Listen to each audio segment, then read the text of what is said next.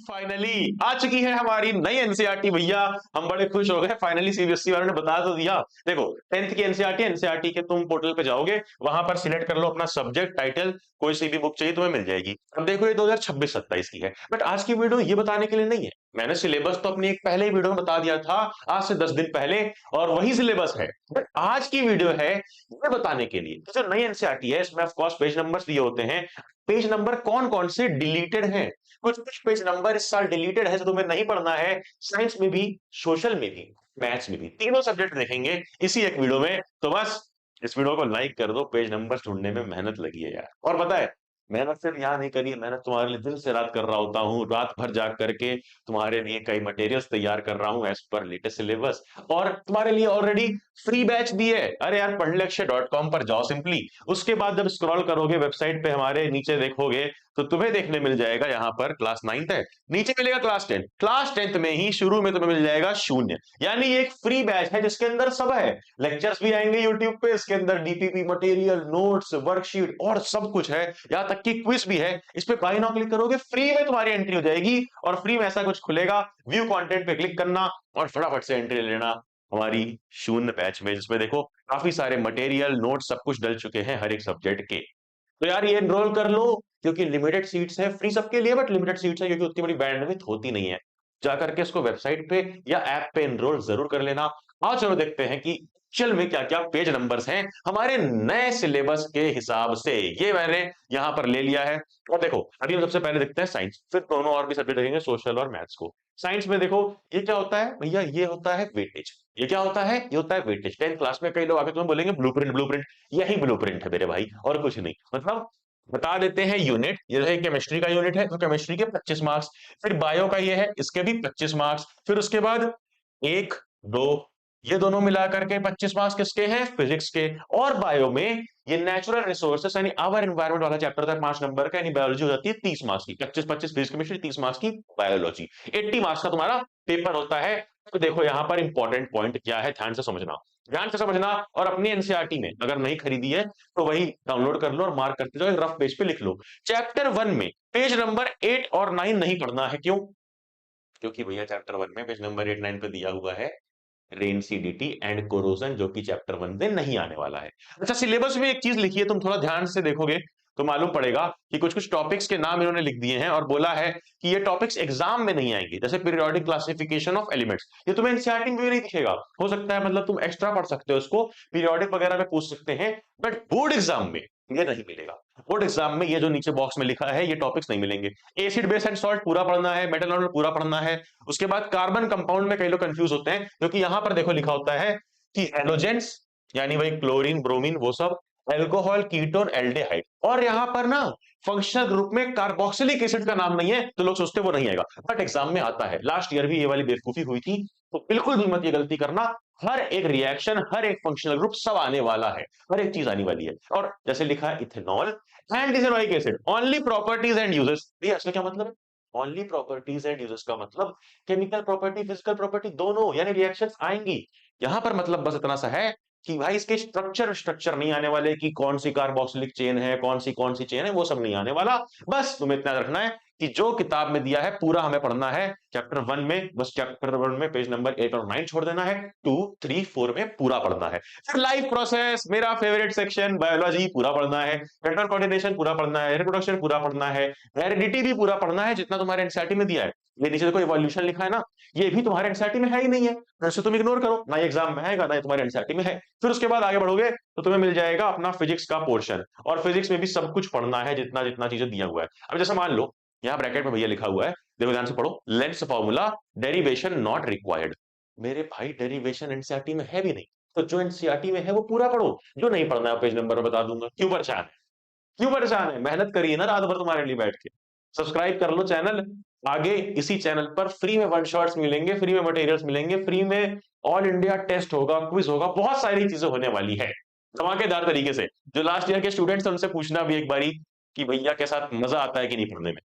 देखो ये है मैग्नेटिक इफेक्ट्स ऑफ करंट वाला चैप्टर, ये भी पहले करंट हो गया, इलेक्ट्रिसिटी वाला चैप्टर, फिर मैग्नेटिक इफेक्ट्स पूरा आने वाला है। तो ध्यान देना इसमें कि नीचे कुछ टॉपिक्स है, मोटर, ईएमआई, इलेक्ट्रोमैग्नेटिक इंडक्शन, ये वो वाली ईएमआई नहीं है जिस पर आईफोन लेने की सोच रहा है। फिर उसके बाद इलेक्ट्रिक जनरेटर, ये तीनों टॉपिक्स एनसीईआरटी में नहीं है, बट क्या बोला गया है, are include in the syllabus but will be assessed only formatively to reinforce understanding without adding to summative assessment, यानी फाइनल एग्जाम्स में नहीं मिलेंगे। फिर चलो अब आगे बढ़ते हैं, और एनवायरमेंट आखिरी चैप्टर, इसमें भी जो जो दिया है सब आएगा, इसमें तो कोई दिमाग लगाने नहीं है।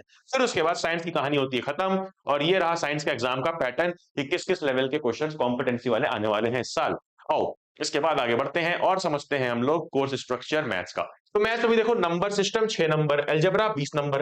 अब ये यूनिट्स हैं, इन यूनिट्स में कई सारे चैप्टर्स होंगे, जैसे आओ चैप्टर्स देखते हैं। जैसे सबसे पहले यूनिट 1 स्टार्ट होता है, नंबर सिस्टम 6 नंबर का, इसमें अकेले चैप्टर है रियल नंबर, पूरा आ रहा है, कुछ भी इसमें से डिडक्ट नहीं हुआ है। फिर उसके बाद अलजेब्रा जो कि 20 नंबर का, इसमें कई सारे चैप्टर्स हैं, जैसे पॉलिनोमियल जो कि तुम्हारे एनसीईआरटी का चैप्टर 2 है। फिर उसके बाद पॉलिनोमियल के बाद इसी में तुमको मिलेगा पेयर ऑफ लीनियर इक्वेशन, इसी में तुमको मिलने वाला है क्वाड्रेटिक इक्वेशंस, इसी में तुमको मिलने वाला है अरिथमेटिक प्रोग्रेशन। तो ये 4 चैप्टर्स मिला के 20 नंबर आएंगे। जरूरी नहीं कि चारों 5 5 5 5 क्यों, कोई 6 का, कोई 4 का, कोई 7 का, कोई 3 का हो सकता है, बट चारों मिलाकर 20 नंबर बनेंगे, इतना बोल दिया है।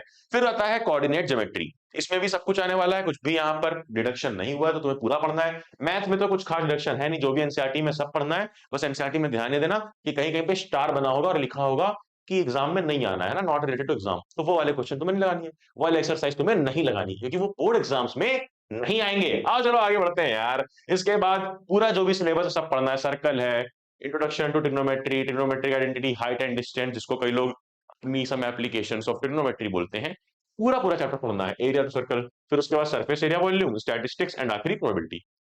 मैथ्स में भैया दिमाग नहीं लगाना है। दिमाग कहाँ लगाना है हमें, यहाँ पर देखो। मैथ्स का पेपर ना अपने सीनियर से पूछो जो अभी भी 10th का पेपर देखेगा, कितना टफ आ गया था। क्यों? क्योंकि वो लोग इस चीज को सीरियसली नहीं समझे और बहुत सारे टीचर्स ने बताया नहीं यूट्यूब पे। मैं तुम्हें आज ही बता दे रहा हूँ, डे 1 पे जब तुम क्लास 10 स्टार्ट करने जा रहे हो। क्या देखो, ये है हमारा क्वेश्चन पेपर डिजाइन, मतलब भैया कि 2026-27 का पेपर कैसा होगा। किसकी बात हो रही है? स्टैंडर्ड मैथ्स की। स्टैंडर्ड या बेसिक में से एक तुम्हें चुनना होता है, ठीक है। स्टैंडर्ड वालों में देखो, जो बेसिक क्वेश्चंस हैं वो सिर्फ 54% है कि 54% क्वेश्चन इजी होंगे, बाकी टफ होंगे। बट अगर तुमने मैथ्स बेसिक लेने की सोच रखी है तो तुम खुश हो जाओ, क्योंकि यहीं पर देख लो सीबीएसई ने बोल रखा है कि इस साल मैथ्स बेसिक वालों में 75% क्वेश्चंस इजी लेवल के होंगे। इजी लेवल मतलब जहां पे होता है रिमेंबरिंग और अंडरस्टैंडिंग वाला बेसिक फैक्ट्स वाले क्वेश्चंस, बाकी थोड़े से टफर साइड पे आएंगे। चलो आगे बढ़ते हैं और इसके बाद हम लोग शुरू करते हैं सोशल साइंस। यहां पर लगाना है दिमाग। दिमाग कैसे लगाना है भैया? देखते रहना, साथ साथ सुनते रहना। पहला चैप्टर हिस्ट्री का, rise of nationalism in Europe, बहुत बड़े तरीके से पढ़ाऊंगा, मजा आ जाएगा। ये तो पूरा पूरा आ रहा है। नेशनलिज्म इन इंडिया पूरा पूरा आ रहा है। ये third chapter making of global world, ये चैप्टर पेज नंबर जहां से शुरू होता है, जहां से चैप्टर शुरू होता है पेज नंबर 53 से लेकर के 56 तक ही पढ़ना है। कहां से? पेज नंबर 53 से 56 ओनली। और टॉपिक कहां? 1 से 1.3 तक, दैट्स इट, दैट्स इट। फिर उसके बाद जो आगे के टॉपिक्स हैं इसके, ये देख लो। प्रोजेक्ट के तरीके आ सकते हैं बट बोर्ड एग्जाम में नहीं आएंगे, नहीं आएंगे यार। आ जाओ आगे। फिर उसके बाद एज ऑफ इंडस्ट्रियलाइजेशन है, जो फिर से पीरियोडिक असेसमेंट के तरीके आ सकता है, बोर्ड्स में नहीं आएगा। फिर प्रिंट कल्चर पूरा पढ़ना है। उसके बाद क्या है, देखो यहाँ पे क्या लिखा था भैया, इसका क्या मतलब होता है? 18+2, 18 मार्क्स के चैप्टर से क्वेश्चन बनेंगे, 2 नंबर का मैप आएगा। आगे दिखाता हूं कहां से आएगा। फिर उसके बाद देखो ज्योग्राफी। ज्योग्राफी में क्या हाल चाल है कि भैया ज्योग्राफी वालों ध्यान से समझ लो बात को, कि इसमें 3 नंबर की मैप पॉइंटिंग है। 17 नंबर के क्वेश्चन बनेंगे इन चैप्टर से। सारे चैप्टर आ रहे हैं, सारे 1 2 3 4 5 6, आखिरी वाला 7वां फिर से यार अगेन थाला फॉर अ रीजन। 7वें वाले के साथ ऐसा क्यों होता है? देखो क्या हुआ आज, इस साल थाला वाले भैया भी इंजर्ड हो गए, और इस साल थाला वाला चैप्टर नंबर 7 को बोला यही बोर्ड एग्जाम में सिर्फ इस चैप्टर से मैप पॉइंटिंग आएगी, कुछ भी सिलेबस नहीं आएगा। एनसीईआरटी में तो बहुत कुछ दिया, पढ़ना नहीं है, सिर्फ मैप्स पढ़ने हैं, ठीक है। चलो और देखते हैं मैप्स भी क्या पढ़ना है। यह रहा हमारा मैप वर्क। देखो मैप वर्क यह है हिस्ट्री का, कि क्या क्या आ सकता है इस चैप्टर से, नेशनलिज्म इन इंडिया से। फिर ज्योग्राफी से क्या क्या आ सकता है, ये सारा दिया हुआ है, और इसी मैप वर्क में से आएगा। एनसीईआरटी में तो बहुत सारी लेबलिंग है, बट जो लेबलिंग यहाँ सिलेबस में मेंशन है, इसी में से लेबलिंग तुमसे पूछी जाएगी। ये पूरा सिलेबस इसीलिए सीबीएसई रिलीज करता है, जिसमें तुम मैप वर्क भी ध्यान से समझ सकते हो, देख सकते हो, और कंफ्यूजन अपनी हटा सकते हो। तो ये हो गया पूरा मैप वर्क। फिर आ गया अपना पॉलिटिकल साइंस, ये भी 20 नंबर का होता है, चारों ही 20-20 नंबर के आते हैं, तभी 80 नंबर का बनता है पेपर। तो देखो इसमें आएंगे 5 चैप्टर, पांचों में कोई डिडक्शन नहीं है, पूरा पढ़ना है, कुछ भी नहीं हटा है पांचों में, ठीक है। फिर उसके बाद आता है इकोनॉमिक्स। यहां पर ध्यान देना, यहां पर तुम्हें लगाना होगा दिमाग, बिकॉज इकोनॉमिक्स के अंदर जब तुम ध्यान दोगे, ध्यान दो उधर उधर उधर, ध्यान दो, डेवलपमेंट पूरा आएगा, सेक्टर ऑफ इंडियन इकोनॉमी पूरा आएगा, मनी क्रेडिट पूरा आएगा, लेकिन भैया ये क्या है, ये क्या है, इतना आ रहा है बोर्ड एग्जाम में इस चैप्टर का, चैप्टर नंबर 4 का, और इतना इतना आ रहा है इंटरनल में, बोर्ड्स में नहीं आएगा। पांचवा वाला तो प्रोजेक्ट वर्क है, कहीं नहीं आने वाला। तो भैया इतने का जो हमें पढ़ना है, इसका पेज नंबर बता दूं।